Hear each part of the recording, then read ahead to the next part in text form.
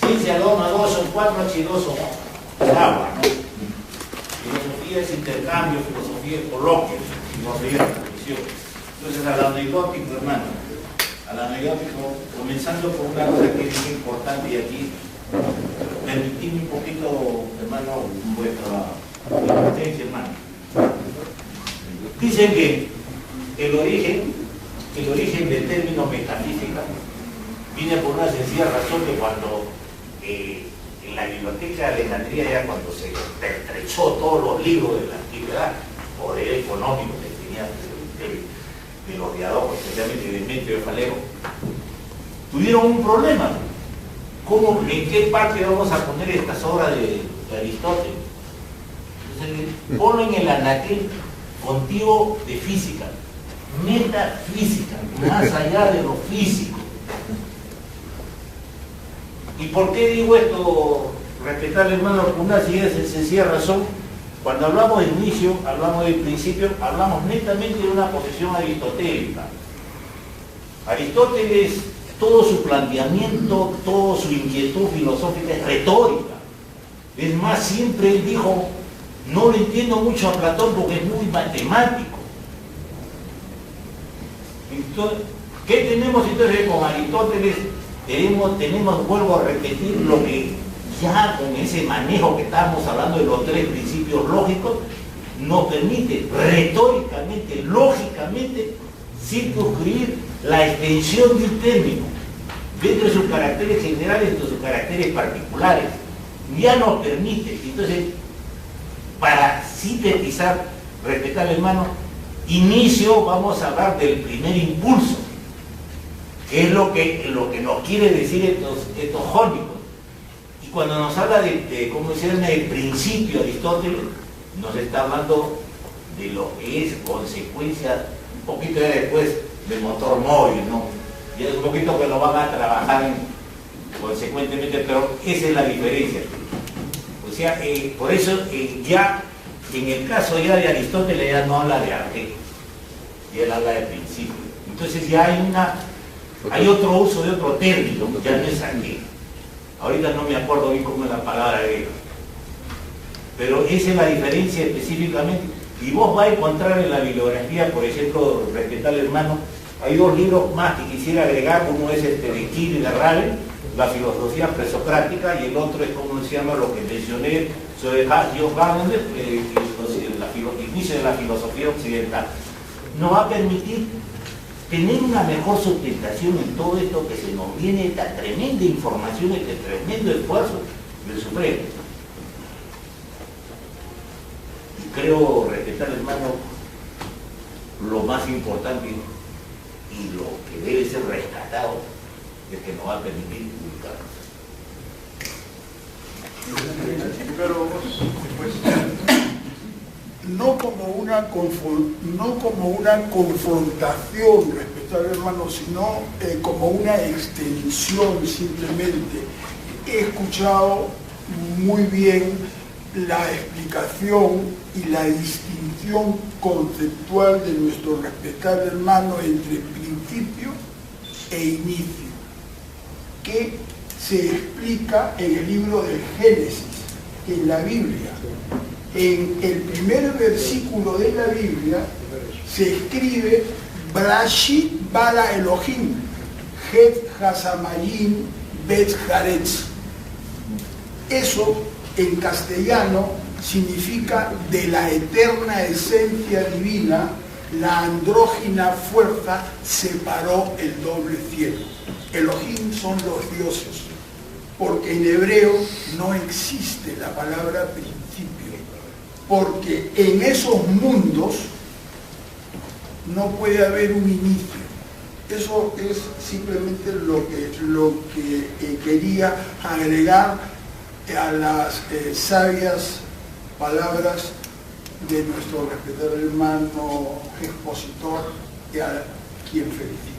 Gracias hermano, pero perdón hermano, son una pequeña acotación, y vuelvo a repetir, como hice al inicio, soy pretencioso, pretendo filosofía.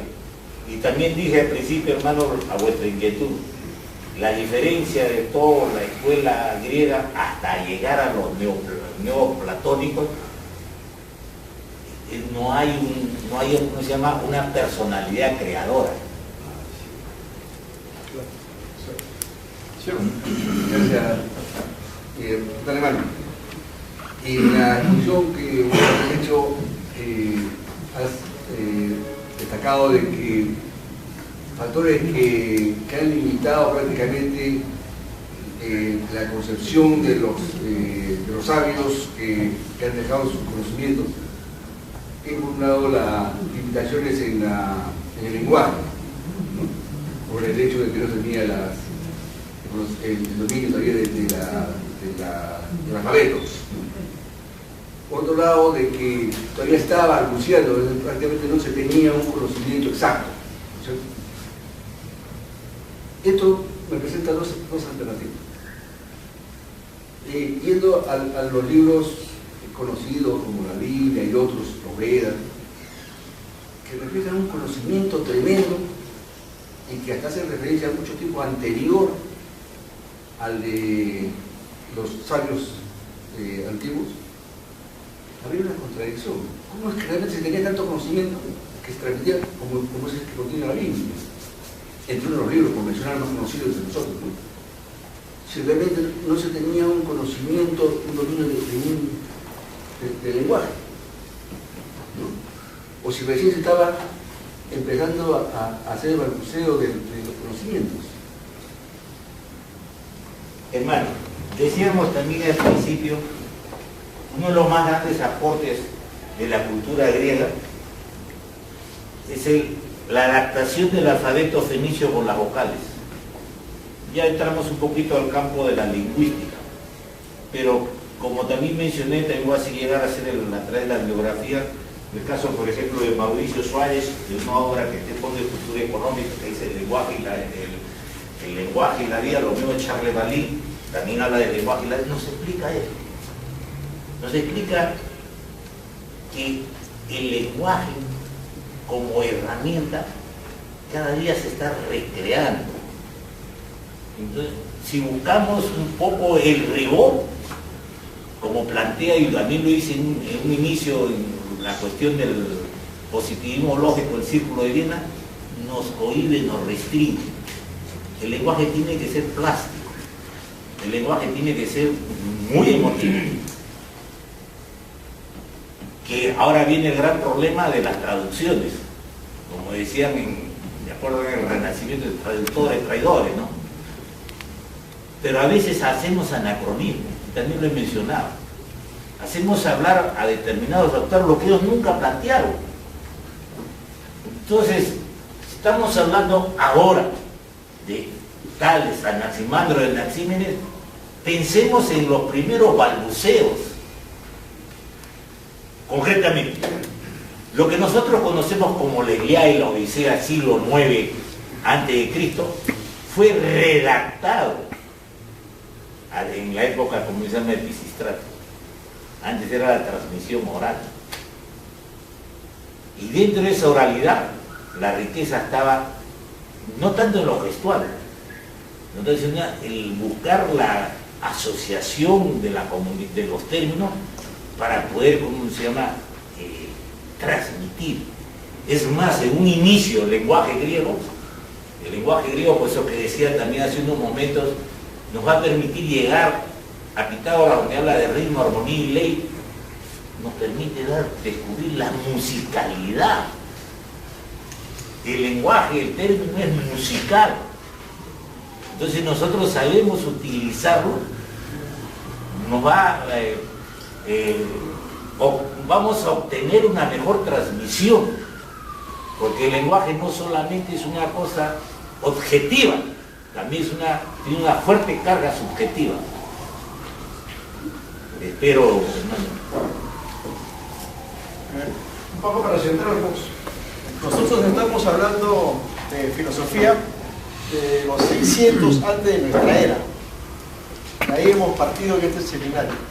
Pero no debemos olvidar que hace más de 1500 años antes de nuestra era teníamos la tradición, entre la cual conocemos la tradición iniciática, la cual pueden ustedes tener acceso a través del corpus hermético, que es de donde viene la sabiduría de los griegos.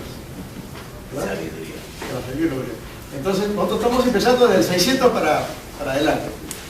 No estamos abordando los primeros principios de la tradición oral. No todos estamos abordando. Normalmente eso lo abordamos en los estamos hablando de filosofía, que toma este concepto de filosofía. Yo le recomiendo bastante a mi respetado hermano con bastante cariño.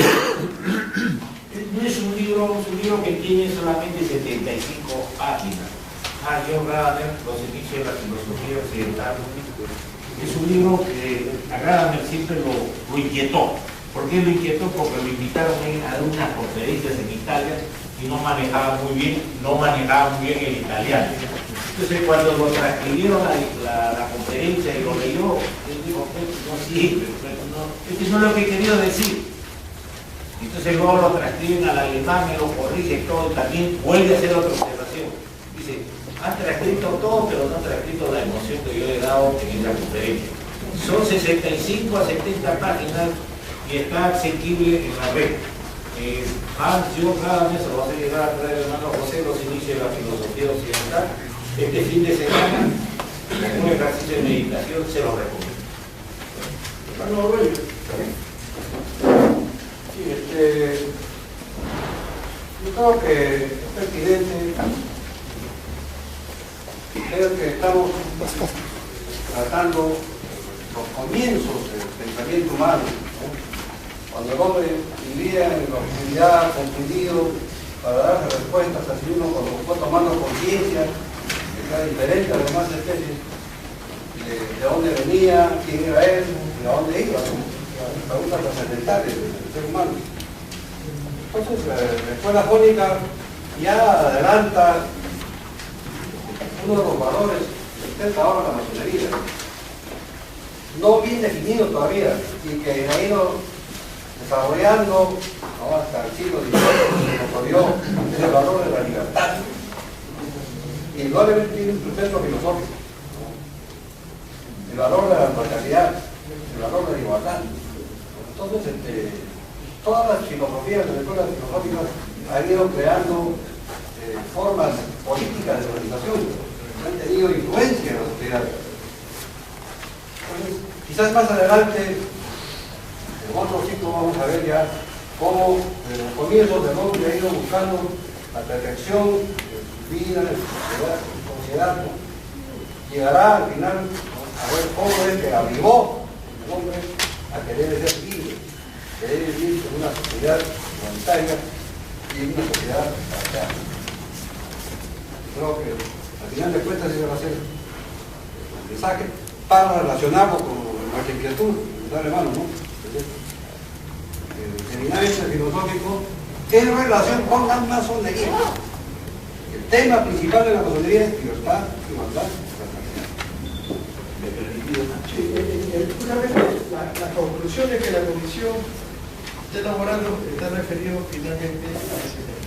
Sí, vuelvo a repetir lo que dijo hace un principio, ¿no? La Virgen de la palabra, como dije hace unos momentos, esa es una cosa también siempre, ¿no? Aristóteles nos ha dominado 14 siglos, que siempre se con la cuestión de Aristóteles. Bueno, hermano, hablar de libertad, hablar de igualdad, de fraternidad es un tema que es ejercicio de diferentes escuelas. Entonces, vuelvo a repetir lo que dije hace unos momentos. Nosotros, practicantes del arte real, podemos abordar la filosofía, sí. Como también lo puede abordar un musulmán, como también lo puede abordar, como se llama, un hindú, la filosofía. Y el quid del asunto está cómo la filosofía nos va a encaminar, cómo la filosofía nos va a permitir desarrollar, entre comillas, o dar una mayor amplitud a aquella inquietud que tenemos, libertad, igualdad, fraternidad, como vos has mencionado. Pero no pensemos que eso es solamente una cuestión muy exclusiva o llámese la masonería, o muy exclusiva, vamos a hablar del movimiento, como se llama, que ahora último se está planteando en Estados Unidos de Estados. Es algo que la filosofía nos va a permitir. Por eso, un poco regresando, como se llama, al término, como mencionaba el hermano teológico, escudriñar, hermano. ¿Alguna otra pregunta?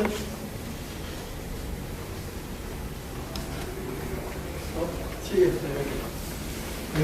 hermano David, una pregunta que al comienzo de nuestra disertación lo dio como un avance y ahí se quedó, pero la masonería lo toma a veces muy en serio y el que estudia filosofía comienza a dudar. Me refiero leyendas, mitos, realidades o tradiciones. A través del tiempo el ser humano tiene otro pensamiento de lo que fue originalmente. La filosofía se ha nutrido de eso y algunas cosas, cuando llegas a filosofar, como dicen entre comillas, ya dudas de eso. No existe el mito, no existe la tradición y tampoco existe la leyenda. Hermano, esas son sistematizaciones, lo que nosotros conocemos dentro de la historia de la filosofía y dentro del campo de la historia de la cultura, lo que es el idealismo. Idealismo planteado como el primer paso a partir, como se llama, de la escuela francesa, como se llama, dudo que eso luego existe. Correcto, pero no es mal. Voy a decir, hoy por hoy el tema que vos estás mencionando es un tema apasionante que se está desarrollando en la historia como disciplina que investiga esa inquietud del hombre en buscar su realización. Entonces yo en principio hablé de tres parámetros, ¿no? Entre lo que es mito, y lo que es leyenda y lo que es utopía. Y es un poquito que llevándolos para lo que es el campo de la historia. Hermano, la historia en pocas palabras es el influjo del pasado como yéndome presente para poder vislumbrar mi oportunidad de existencia. Y eso se sustenta, hermano, y ahí está el gran mensaje del arte real, el gran mensaje de la masonería, de tradición, hermano, que lo trabajan ahora muchas escuelas, especialmente la escuela romana, que te dicen Universidad de Lea, el ille tempore. El ille tempore, hermano, somos ritualistas, sí. ¿Y por qué somos ritualistas, hermano? Pues nos dicen nuestros manuales, este templo está consagrado.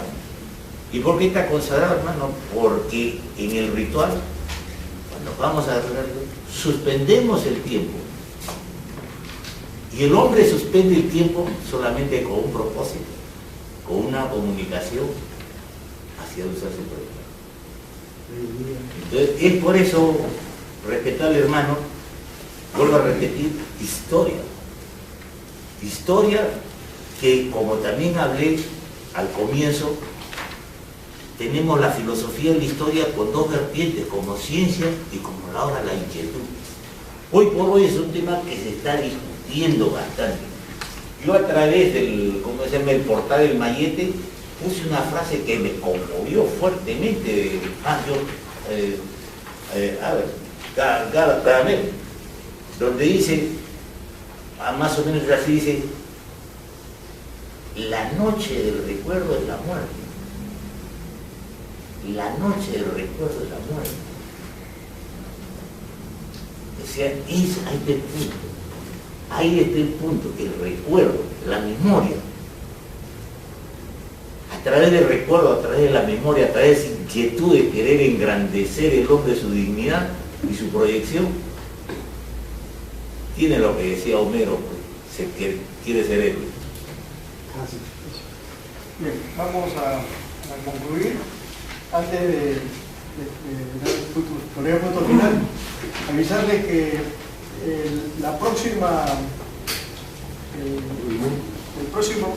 programa continúa el viernes 24 de octubre a las 7:30 de la noche en punto, con la parte 1 de la Escuela de Ministerios Pitagóricos. Y también decirles como conclusión final que los temas y los conceptos que estamos analizando acá no son para repetirlos literalmente, es para que cada uno de nosotros saque, de acuerdo a su formación, de acuerdo a su propia capacidad intelectual, evolución, como queramos llamarlo, saque sus propias conclusiones y haga de esto, en comparación con la mampostería, la propia interpretación personal para nuestro beneficio. Vamos, David, restaurante en nombre del soberano gran conquistador, nos damos las gracias por la participación y esperamos que tengamos ahí todos los que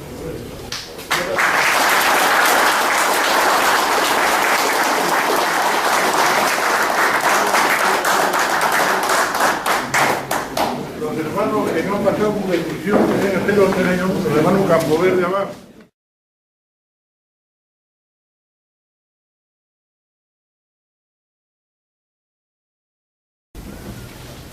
Pero, hermano David, dentro de nuestra exposición,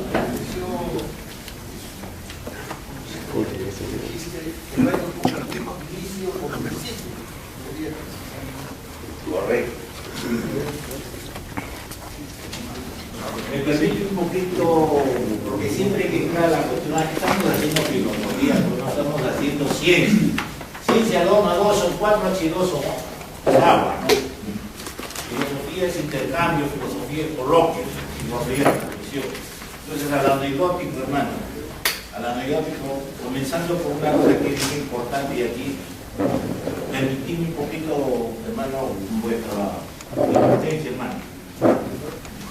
Dicen que el origen del término metafísica viene por una sencilla razón que cuando en la biblioteca de Alejandría, ya cuando se pertrechó todos los libros de la antigüedad, poder económico que tenía de los diálogos, especialmente de Demetrio Falero, tuvieron un problema. ¿Cómo, en qué parte vamos a poner estas obras de Aristóteles? Entonces, ponlo en el anaquel contigo de física, metafísica, más allá de lo físico. ¿Y por qué digo esto, respetable hermano? Por una sencilla razón. Cuando hablamos de inicio, hablamos de principio, hablamos netamente de una posición aristotélica. Aristóteles, en el principio Aristóteles nos está hablando de lo que es consecuencia, un poquito ya después del motor móvil, ¿no? Y es un poquito que lo van a trabajar consecuentemente, pero esa es la diferencia. O sea, por eso ya en el caso ya de Aristóteles ya no habla de arte, y él habla de principio. Entonces ya hay otro uso de otro término, ya no es aquí. Ahorita no me acuerdo bien cómo es la palabra de él. Pero esa es la diferencia específicamente. Y vos vais a encontrar en la bibliografía, por ejemplo, respetable hermano, hay dos libros más que quisiera agregar. Uno es de Kiel y de Raven, la filosofía presocrática, y el otro es, como se llama, lo que mencioné, sobre Hans-Georg Gadamer, el inicio de la filosofía occidental. No es todo su planteamiento, toda su inquietud filosófica es retórica. Es más, siempre él dijo, no le entiendo mucho a Platón porque es muy matemático. Entonces, ¿qué tenemos entonces con Aristóteles? Tenemos, vuelvo a repetir, lo que ya con ese manejo que estábamos hablando de los tres principios lógicos, nos permite retóricamente, lógicamente, circunscribir la extensión de un término dentro de sus caracteres generales, dentro de sus caracteres particulares. Ya nos permite. Entonces, para sintetizar, respetable hermano, inicio, vamos a hablar del primer impulso, que es lo que nos quiere decir estos jónicos. Y cuando nos habla de cómo se va a permitir tener una mejor sustentación en todo esto que se nos viene, esta tremenda información, este tremendo esfuerzo del Supremo. Y creo, respetable hermano, lo más importante y lo que debe ser rescatado es que nos va a permitir publicar. Pero no como una confrontación, respetable hermano, sino como una extensión simplemente.